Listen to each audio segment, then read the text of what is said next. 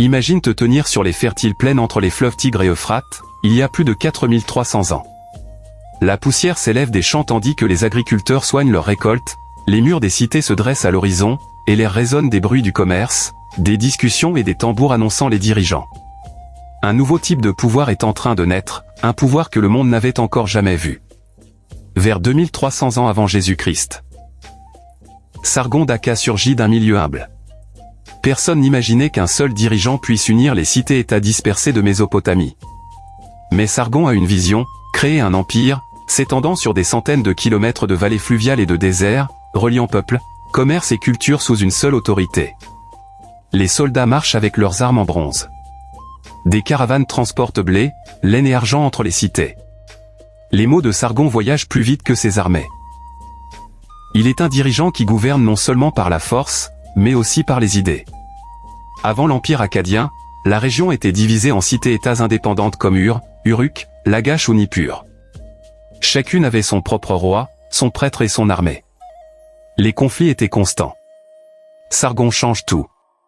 Par la stratégie militaire, les alliances et une administration habile, il rassemble ces cités sous une seule couronne. Pour la première fois, les peuples lointains reconnaissent une seule autorité. Les Akkadiens ne sont pas seulement des guerriers, ils sont aussi des innovateurs. Stratégie militaire, armées organisées, formation disciplinée et campagnes coordonnées à travers rivières et déserts. Sargon établit des gouverneurs pour superviser les cités lointaines, créant l'une des premières bureaucraties de l'histoire. L'akkadien devient la langue officielle de l'administration, diffusant les idées à travers l'empire. L'empire prospère, mais le maintenir unifié reste un défi constant. Les rébellions éclatent, les rois rivaux résistent et la nature elle-même, inondations et sécheresses, testent la force de l'empire. Même des siècles après sa chute, l'empire akkadien laisse une empreinte durable. Le concept d'un seul dirigeant unissant des peuples divers inspire les futurs empires. L'écriture et l'administration se répandent, façonnant la civilisation elle-même. Sargon devient un symbole d'ambition, de stratégie et du désir humain de connecter le monde sous une seule vision. L'empire akkadien n'était pas seulement un accomplissement politique, c'était une révolution dans l'organisation humaine.